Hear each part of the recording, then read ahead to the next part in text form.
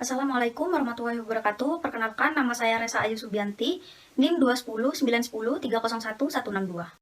Saya Pramita Kurnia Hapsari dengan NIM 2107 101011244 dari kelompok 2. Perkenalkan, nama saya Sabita Aurelia Cerisa Putri, NIM 210910301160. Perkenalkan, nama saya Anissa Nur Fajriah dari NIM 21091301037. Perkenalkan, nama saya Dini Maulidiah dengan NIM 210210110404012. Dalam sejarah revolusi di wilayah Indochina, Subhanofong adalah sosok yang penting dan terkenal. Ia termasuk generasi monarki Laos yang eksistensinya tamat pada tahun 1975.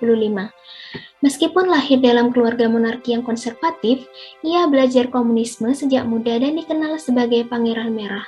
Suphanofong dikirim oleh pemerintah kolonial Prancis ke Vietnam pada kurun tahun 1938 hingga 1945 dalam sebuah proyek jembatan.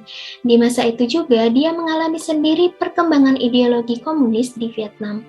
Pengalaman itulah yang membuat dia menjadi alasan utama membangun gerakan komunisme di Laos pada tahun 1950. Setelah Perang Dunia Kedua, Laos mendapatkan otonomi khusus dari Prancis.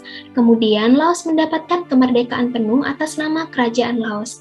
Pada awal-awal kemerdekaan, kondisi Laos sangat memprihatinkan. Tidak hanya itu, pemasukan pemerintah sangat sedikit sehingga mereka tidak bisa menggaji pegawai negeri sipil, tentara, polisi, dan lain-lain. Situasi seperti ini yang membuat banyak masyarakat Laos bersimpati kepada pihak komunis. Waktu bersamaan, Pangeran Suphanofong bergabung dalam barisan nasionalis penentang kolonialisme Prancis. Gerakan nasionalisme itu lantas membuat pemerintahan sementara itu Suphanofong dipercaya sebagai Menteri Pertahanan. Perang sipil pun dimulai. Perang sipil ini merupakan perang dingin antara Amerika dan Uni Soviet. Perang sipil Laos terus terjadi hingga tahun 1975. Suphanofong dan Pathet Lao perlahan muncul sebagai pemenang. Dan seiring kemenangan komunis Vietnam, pengaruh Amerika Serikat semakin melemah dan Suphanofong lalu mendeklarasikan Republik Demokratis Laos, lalu ia diangkat menjadi presiden pertama Laos komunis. Bidang politik.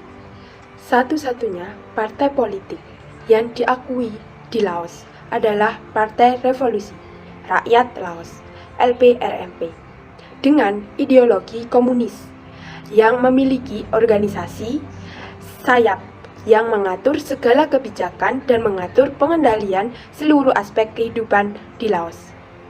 Bidang hukum, kebebasan sipil, hak asasi manusia, sistem peradilan pidana Laos diadilkan oleh partai dan pemerintah. Peradilan tidak diadakan secara umum, tetapi hasilnya diumumkan secara terbuka. Ekonomi. Laos adalah salah satu dari beberapa negara komunis yang masih tersisa di dunia ini selain Vietnam, Cina, Korea, Kuba. Namun, Laos terus melakukan perubahan kebijakan, agama, dan sosial. Sama sekali tidak ditemukan bentuk diskriminasi oleh pemerintah terhadap penganut Islam ataupun agama lain. Banyak komunis Laos melakukan pemujaan seluruh dan percaya pada roh-roh, contohnya seperti tradisi Kuan dan upacara baju. Kelebihan dan kekurangan penerapan ideologi komunis di Laos dibandingkan dengan negara lain yang memiliki ideologi sama. Yang pertama dari segi politik. Kelebihannya, kepentingan beberapa kelompok komunis dan non-komunis diakomodasikan, sedangkan di Vietnam hanya mementingkan kelompok komunis saja.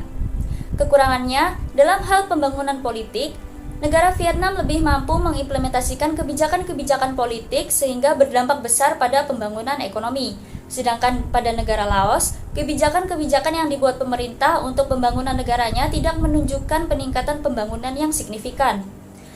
Yang kedua, dalam segi ekonomi. Kelebihannya, sebagai negara yang dijuluki tanah terkunci, negara Laos mampu mengembangkan perekonomian negaranya di tengah kondisi geografis yang justru menyebabkan adanya insekuritas.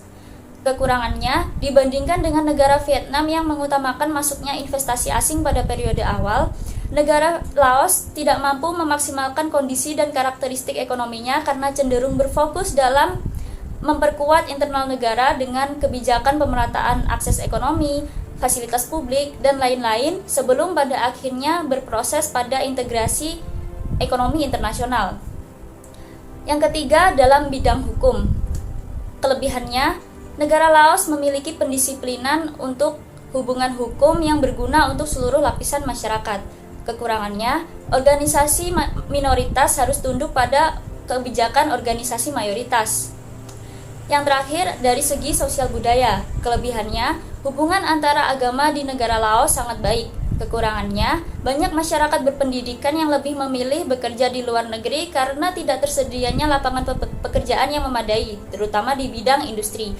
Karena sebagian besar pekerjaan yang tersedia bergantung pada sektor alam, yaitu sektor pertanian. Perbandingan antara ideologi komunis di Laos dengan ideologi Pancasila. Yang pertama, dalam bidang politik. Komunis di Laos hanya memiliki satu partai politik yang diakui dan kepala pemerintah yang dipegang oleh Perdana Menteri. Sedangkan Pancasila terdapat sistem multipartai yang mana memiliki lebih dari 2 partai dan pada saat pemilu partai tersebut dapat bersaing dengan sehat. Dan presiden sebagai kepala negara beserta kepala pemerintahan. Dalam bidang hukum, sistem peradilan komunis Laos dikendalikan oleh partai dan pemerintah, sedangkan Pancasila, kekuasaan hakim dipegang oleh Mahkamah Agung untuk tingkat kasasi, Mahkamah Konstitusi untuk tingkat pertama dan terakhir, dan kekuasaan hakim diawasi oleh Komisi Yudisial. Dalam bidang sosial, komunis Laos tidak terdapat diskriminasi oleh pemerintah, begitu juga dengan Pancasila yang menjunjung tinggi nilai kesejahteraan sosial yang sesuai dengan semboyan Bhinneka Tunggal Ika. Dalam bidang ekonomi, komunis Laos menerapkan sistem pasang bebas, sedangkan Pancasila, pemerintah berhak menguasai sumber daya seperti bumi, air, serta kekayaan alam lainnya, dan juga menguasai cabang produksi yang penting bagi hajat hidup banyak orang demi kesejahteraan rakyat. Dalam bidang kebudayaan religi, komunis Laos mayoritas mendalami tradisi animisme, sedangkan Pancasila, setiap individu berhak meyakini satu Tuhan dan berperi ketuhanan yang Maha Esa. Ideologi komunis dalam konteks hukum, politik, dan sosial budaya kurang cocok jika diterapkan di Indonesia karena ideologi ini mengandung sistem politik satu partai seperti di Laos yang hanya menjunjung tinggi RPRB sehingga dibilang negara komunis tidak ada partai oposisi. Selain itu, ideologi komunis dinilai tidak memiliki kebebasan dalam menentukan keputusan yang mereka inginkan. Sebab segala sesuatu telah diatur oleh pemerintah. Karena itu negara Laos, presiden dan wakil presiden dipilih oleh nasional. Dan dalam penerapannya, ideologi ini cenderung dinilai tidak menghargai adanya HAM. Tentu itu sangat bertentangan dengan Indonesia yang sangat menjunjung tinggi HAM. Tetapi dalam konteks ekonomi, komunisme cocok diterapkan karena dinilai cenderung lebih mudah dalam mengendalikan angka pengangguran, inflasi, dan masalah ekonomi lainnya dengan prinsip kesetaraan yang dimiliki. Kelebihan ideologi komunis yaitu jarang terjadi krisis ekonomi dikarenakan kegiatan produksi direncanakan oleh pemerintah. Yang kedua, pemerintah menentukan jenis kegiatan produksi sesuai dengan perencanaan sehingga pasar dalam negeri berjalan dengan lancar. Terlalu ditinggi-tinggikan atau berlebihan, kelemahan-kelemahan Pancasila dibandingkan dengan ideologi-ideologi lainnya sangatlah sulit untuk dicari. Karena Pancasila sendiri mengambil segala hal-hal positif yang ada di dalam ideologi-ideologi lainnya. Untuk bangsa Indonesia, Pancasila memang sudah tepat apabila dijadikan sebagai ideologi bangsa. Hanya saja cara pengalaman bangsa kita saat ini terhadap Pancasila sudah salah kaprah. Segala sesuatu yang sudah jadi makna atau nilai Pancasila tersebut seakan-akan sudah tidak ada lagi. Dan praktek untuk mengamalkan nilai-nilai Pancasila lama-kelamaan sudah mulai memudar.